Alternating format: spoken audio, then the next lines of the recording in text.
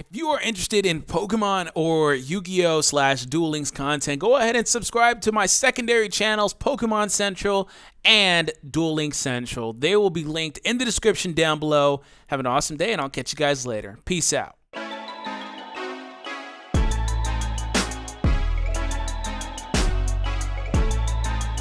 What is going on, guys? My name is D-Free. Welcome back to another Dragon Ball Z Dokkan Battle video. Today, I'm doing something a tad different. We're going to be talking about the 4 current summonable LRs. Yes, there's 4 now. There's going to be a physical one eventually. I don't know what they're going to do from there, but when they have the physical, they'll have one of each type. So they all give 90% all stats and then 3 key to their respective teams. So we're going to be talking about the ones that are currently in the game and kind of dissecting how they are now and kind of giving my predictions based on how they will survive in the meta as the game advances. So let me go ahead and first off say that they will always be incredible units. They're meant to be incredible units, always, basically.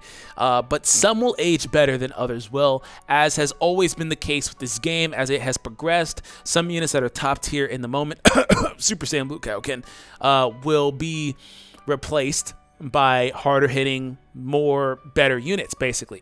Super Saiyan Blue Goku hits harder with potential system improvement. But either way, as the game progresses, right? So taking that specific example into consideration, the bigger the increases get on the leader skills, of course it's at 120 now, the harder Super Saiyan Blue Goku is going to hit in comparison to Super Saiyan Blue Kaioken. He just benefits so much more from that type of thing due to his passive. So we're going to talk about that, and we're going to take a look at the units that are in the game. So if you guys enjoyed today's video, if you are new to the channel, please consider subscribing, of course. And let's go ahead and take a look at it here. So we have LR Gohan, who was the very first one, I believe, that dropped on JP. On Global, they did things out of order, massively out of order, but it's okay. So we have LR Gohan here. I'm not going to do a full dissection / breakdown. I've shown all these units off except for Rose because I haven't even bothered to summon. I don't get caught up in the hype for that. I didn't even do a summon or not for it. I just was like, whatever. I don't get caught up in the hype of those LRs that are on those banners. They're not something that you're supposed to really pull for. They're just something that, if you pull on the banner, you happen to get it. Whoa, this is great, but you're not supposed to go balls deep trying to get those cards.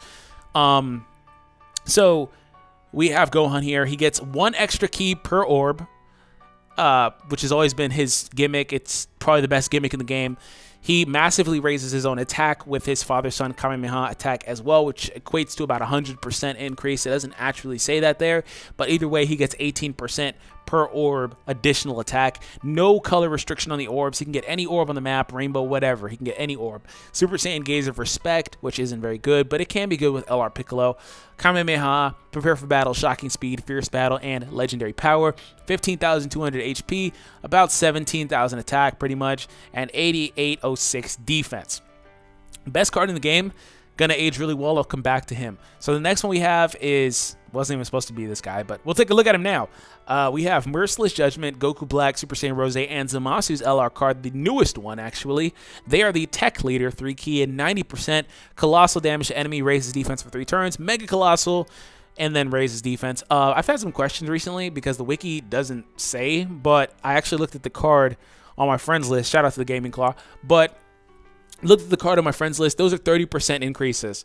So every turn he supers, he gets a 30% defense improvement for 3 turns, and then he gets it for 6 turns. They'll wear off when they're supposed to wear off, but the good news about that is that he can get it regardless of the super that he does. So that's the good news about that. He doesn't have to get a specific super to get that defensive improvement, but it just stacks longer. It's not going to, for example, they're not going to add on top of each other. He's not going to get a defensive improvement for 9 turns. They're going to wear off after 3 turns. But the thing is, every turn he's going to get a chance to super, meaning that they'll kind of stack on that way. So when one's about to wear off, the other one will still be in effect. That's how these mechanics work, especially for somebody like him. So at the start of the turn, he recovers 15% of your HP, which can be a very significant amount. Attack plus 30% when attacked. So he gets hit 4 times. He gets to his maximum attack increase of 120%. Fear and Faith Nightmare, Prepare for Battle, Dismal Future, Big Bad Bosses, Fierce Battle, and Legendary Power.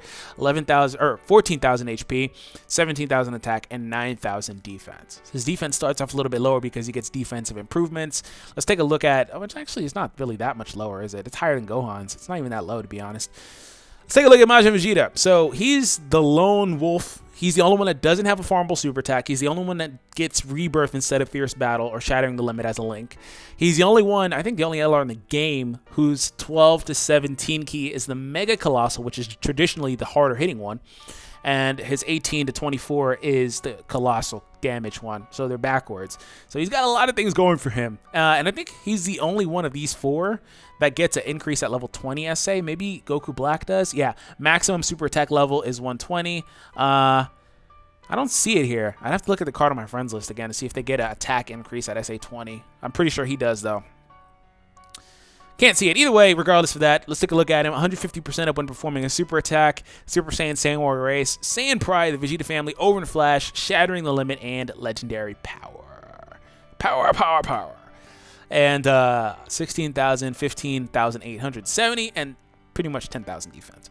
He's got the highest defensive stat so far. And we have Broly, who I believe was the third one. So it was on JP. Broly was first on Global. On JP, I think he was third after Gohan and Vegeta. And, of course, Rose comes after that. So he's the STR variation. Colossal damage to Mega Colossal, traditional format for him. When he performs a super attack, he gets 80,000 attack, but he loses 20,000 defense. And he gets an additional super attack. So from there, Super Saiyan, Saiyan Warrior Race, the Saiyan Lineage, Berserker, Prepare for Battle, Fierce Battle, Legendary Power, 12,000 HP, 18,000 attack, and 9,000 defense. So I've been talking really fast. Let me go ahead and slow down here. We're going to go ahead and dissect this. So right now, if you ask me today, this is just my opinion. You're free to disagree. I'd say that the order probably is somewhere along the lines of Gohan, number 1, then Broly second, then Vegeta, then the Rose in the back. If you ask me 5-6 months from now, my variation will probably be Gohan still, because in that +1 key orb is... He's a nuker unit that's self-sufficient. That's ridiculous. Him and Trunks are the only ones I think in the game that are like that. Nuking units that can generate their own orbs or fill up their meter basically a little quicker. So, in which he can steal all Trunks' orbs, which is even better. So if you ask me, 5-6 months from now, whenever we get into the next meta, say the game jumps to 150% leaders or 200% leaders or whatever, right?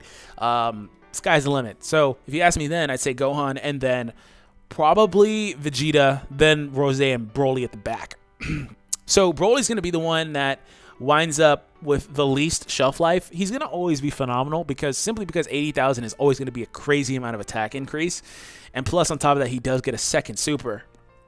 But the problem still remains that that's flat. And I've talked about it so many times. That's not going to benefit. I just talked about it earlier in the video. That's not going to benefit from 150, 20% leader the same way, for example, Vegeta will with his flat 150. This is going to look so much better in comparison. And they all have the same key multiplier, 200%, I believe, for the Mega Colossal. So, or well, for the 24 key regardless. That's what kind of bites Vegeta in the butt, is that while Broly won't age as well because of that, he doesn't have Fierce Battle, 15%, which he also doesn't have Farmable Super, which has to be accounted for. And then on top of that, his super attacks are switched around. Now, his AoE, the one that's the 18 to 24 key, the final explosion, that has the weaker modifier. It's Colossal versus Mega Colossal, which the final impact has that. So the problem with that is he caps his damage out, because instead of being able to go up to 24 key with Mega Colossal, he maxes out at 17 key with that supposedly stronger super attack. So he caps himself out, and then he also doesn't have Fierce Battle, so he really caps himself out, which is where he makes up for that by getting that 150. And like I said, I think that at SA 20 he gets an attack increase. If he does, that's even better for him. It kind of makes up for that. I can't really look at that right now, but if he doesn't, it doesn't too much matter, simply because that 150 looks really nice.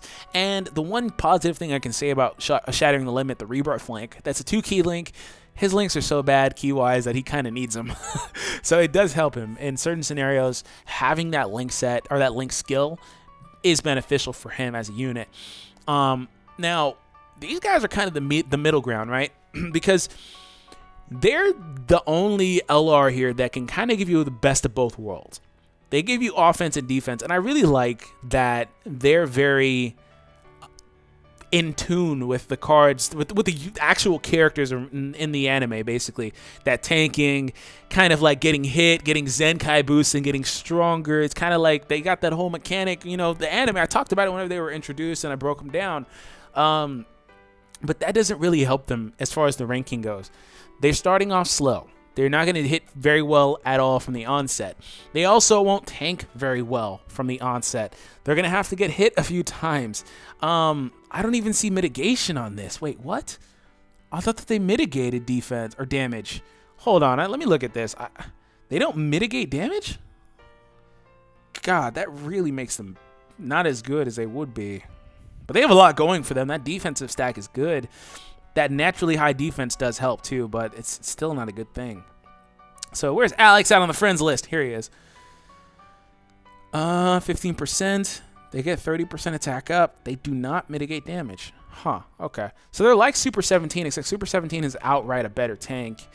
So that 9,000 natural defense, I mean, outright on the 120% leader, they're going to have around 35,000 defense, which is good enough to tank normal attacks. So that's good for them. After a few super attacks, they'll be one of your best tanks, probably around 60,000 defense in that area. Kind of, you can kind of relate it to Super Saiyan 4 Goku, basically. They're going to have similar defensive... They're going to have similar defense. They heal, which is fine. The healing could kill big bad bosses, but on traditional extreme tech, you're probably not really going to use that link too often. But that is an attack and defensive improvement that they do lose, which can trigger in the middle of the turn, which is good. I'm kind of torn on these guys because they're the middle of the pack. They're kind of average. I mean, they're going to hit really hard. They're just...